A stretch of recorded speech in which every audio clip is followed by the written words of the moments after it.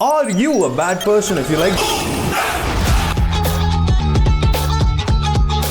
A lot of people say yay and a lot of people say nay, but both sides agree on one thing. It's a good movie. So let's answer the question from there. There's a lot to like in Dhurandhar. It's fast as hell, fun as hell, and mean as fuck. The acting is so satisfying. And the music, all of them are bangers, top to bottom. It's been looping since I'd seen it. The structure of the movie is also deceptively clever. For a movie of this gargantuan length, how do you keep it going? We've seen hour-and-a-half long movies feel like 4 hours. What do you do when your movie is actually that long? How do you make it feel like a 2-hour thrill ride? Chapters. Every chapter has a 3-act arc and something that serves as a highlight for it, be it through song, set piece, or dialogue. And this is different for each chapter. It follows the 3-act structure flow for all of it.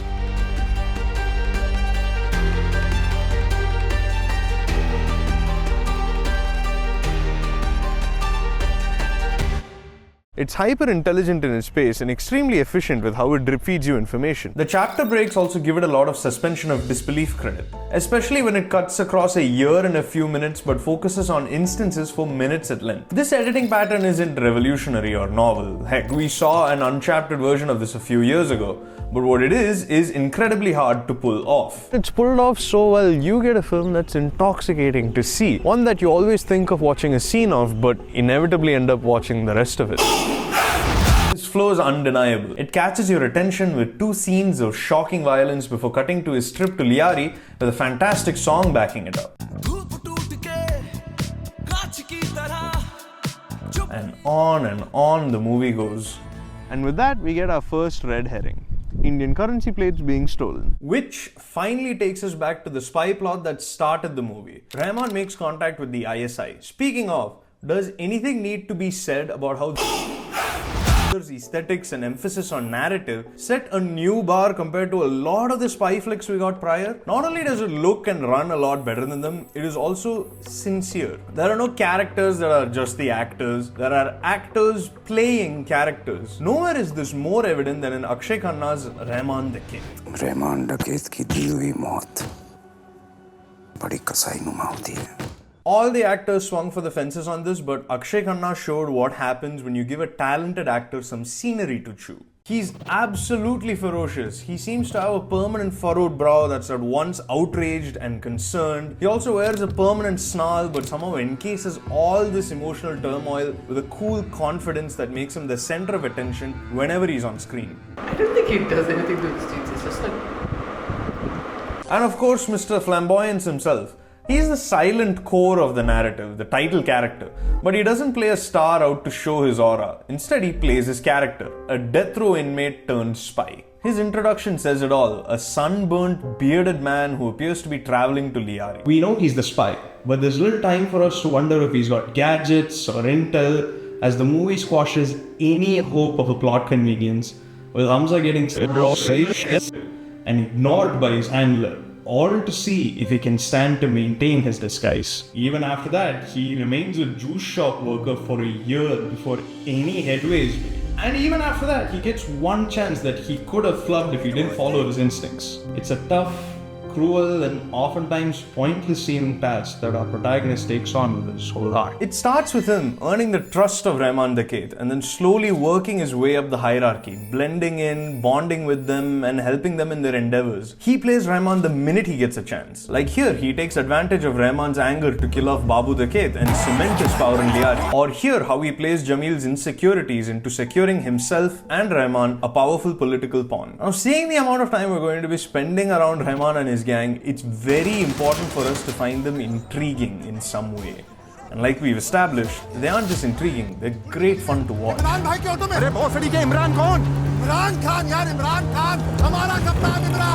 is why we're right there with him when he's shocked after Rahman's taken. We're right there with him through all the clever manipulations and tactics he employs to get Rahman back. When they celebrate getting him back, we do too. And when Hamza goes to what is supposed to be another meeting, we're right there with him watching 2611 happen. Which I guess segues us nicely into the central question behind this video. Is this propaganda? Also, we are not here to kick the political beehive and argue facts. That's beside the point. We're here to critique cinematic choices. So whichever side you fall on, keep your politics aside and examine the film with us. Let's define what propaganda is. Propaganda, dissemination of information, facts, arguments, rumors, half-truths or lies to influence public opinion. It is often conveyed through mass media. Propaganda is the more or less systematic effort to manipulate other people's beliefs, attitudes or actions by means of symbols. In essence, it's a way to manipulate beliefs on a mass media level, systematically manipulating our population on a massive scale. Key point being, it's used to trigger a strong emotional response with the information given. The easiest way to catch it is when it tells you to hate, fear, or avoid a group of people with half-truths or half-information. Let's learn with application. You see a video telling you that a man was beaten to death because he was of this group. And if you belong to this group, that'll make you anxious, fearful, and hateful toward whoever did it. Then you watch further and they reveal that whoever did it was that group. Now you're starting to channel all those negative emotions towards that because they are animals. They do this. They do this all the time. And there you go. You've effectively been propagandized. Yes, the news does this all the time. You have to learn to ignore the hate flavor and take the facts with you. A man was beaten to death. These are the culprits. The more you try to avoid labels and generalizations, the better off you'll be. Alright, back with the video. Now the rebuttal everyone seems to have to this definition being applied here is 26/11 happened. What do you mean it's propaganda? And they're not wrong. But the question is, they ask this question because this is where the film falters. It lies to you. There's this declaration of fiction card that is almost 2 minutes long at the start of the film that explicitly states that this is a work of fiction and nothing more. But the film wastes no time muddying these lines. In the very first scene, we see 3 images of real-life terrorists who will be given up in exchange for the safety of the passengers. But why? Why real images? This question seems irrelevant, but it's the base on which this answer will be built. If these 3 characters will play a role later on in the film, then why not show the actors who play them? If not, why show the images at all? Especially real ones. This compounds further when the film shows you actual footage of the parliament attack. Think about it. Every character seen here is based on a real life person. And yet we only see the actors who play them, except in scenes that depict real life tragedies. The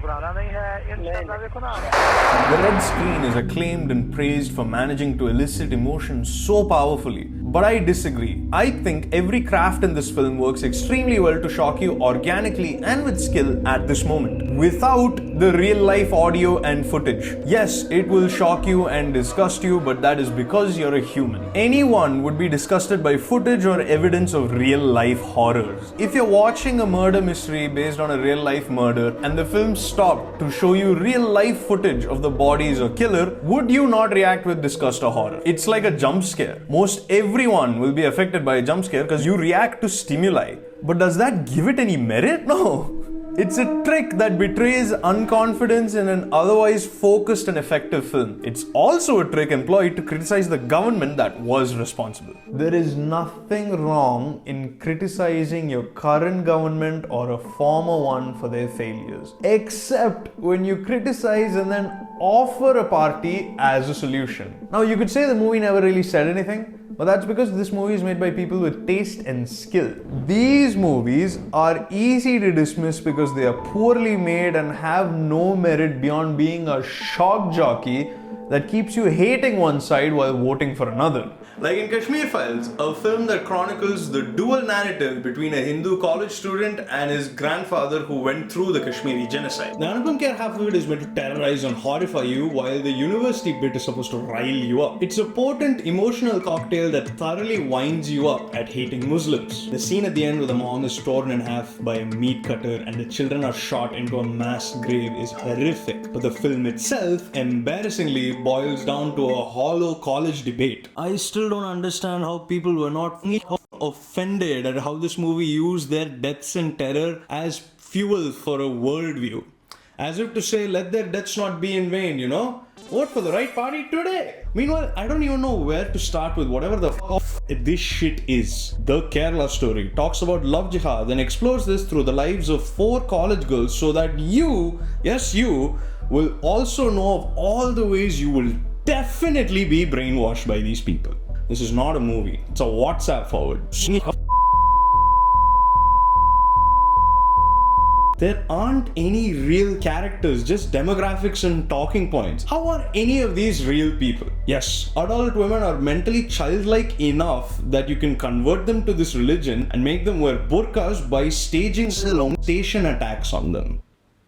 It's really tasteless when you say this out loud, right? Yeah, all Muslims are working towards turning women into sex slaves for the men, including the woman shown here. Does she get time off from the to do this or what? Like, what is this? And the sequel seems even more blatant and worse. So much so that the original director hopped off that train wreck. As a public service announcement, do not go watch these movies. Discourage people from watching these movies. Don't even go as a joke. Your money talks more than your letterbox reviews ever will to these people. You can argue facts all you want, but factual accuracy does not guarantee a good film. For that matter, factual accuracy does not guarantee good entertainment either. If you are here to argue the facts, keep that instinct aside for a bit because you're arguing a lost cause. There are plenty of films that are factually inaccurate, and yet their popularity and or enjoyability does not rely on this. If facts and accuracy are what sold movies,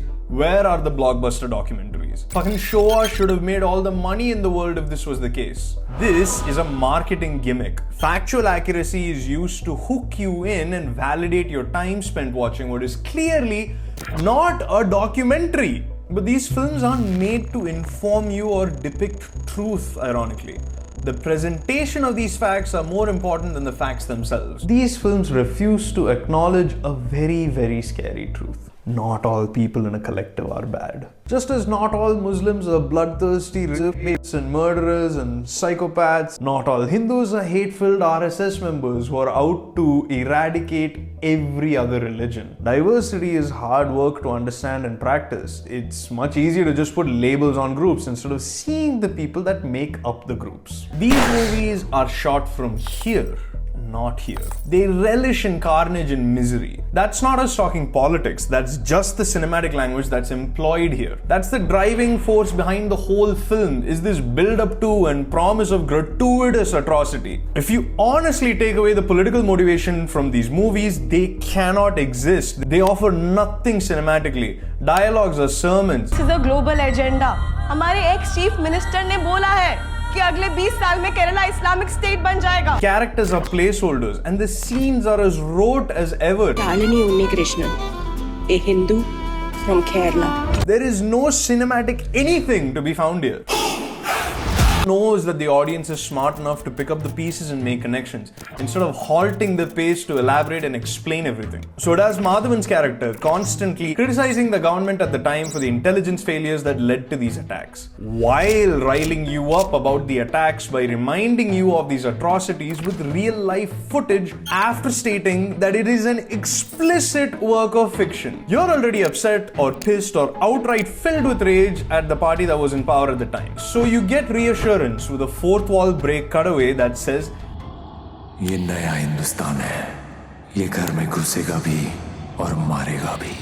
At that point, you're proselytizing. At that point, you're making propaganda. So the question isn't, but 26/11 happened in real life, how is it propaganda? The question is, why does it keep criticizing one political party while offering another as the solution? And whatever your answer may be to either, it cannot refute the film's unfortunate status as propagandistic. 26/11 did happen. A horrific tragedy that will echo through our history. But using that to propel a political party forward is pretty gross. Their lives surely meant more than just vote bank fodder. And I say this to you regardless of geography, time period, nationality, anything. It's immoral to use tragedy to propel a party's political ambitions forward. Now the question that's arguably harder to answer, am I a bad person for liking this movie? No, you're not. If you're able to watch this movie, or for that matter any movie, without letting it influence your choice in political parties,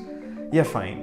After all, Dhurandhar is that oasis in the desert of 2025 where many an Indian blockbuster just disappointed. So to you, an average audience member looking to have a good time, it helps if that's where it stops. Dhurandhar is a great time, as long as you ignore those chunks that loudly yell at you to vote one way. This sticks out as particularly insane and insulting to me. Homebound is propaganda. It's crazy that even if a film is about as close to on as it can be in telling a story that happened in real life, one that explains a governmental oversight and asks us to ponder on it, we dismiss it as propaganda. But let's push that emotions. What is Homebound telling you to do? Go vote for another party? No. It's not content with such small ambitions. It aims for something much greater, something cinema is especially good at, which is pure empathy. It gives a life and a face to these statistics without being exploitative. So, here's a movie that's factually accurate and about a major governmental oversight. Does it make money? Of course not. For all of Homebound's merits, it's just simply not fun when compared to Dhurandhar. Dhurandhar has the tracks, the cool elevations, and a killer plot to keep you hooked.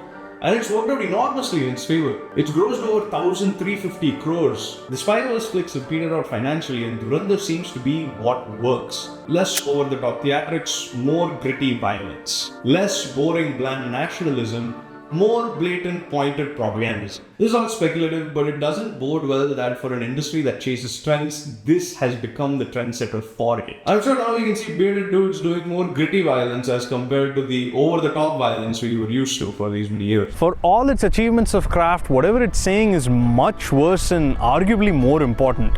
A lot of the propaganda movies we got before relied on sheer brutality and nothing else. Not here. It's easy to get swept up in the fun of it all, so it's important to watch and note with cognizance. Listen consciously to what the movie is saying before we get a new India, an India no one wants.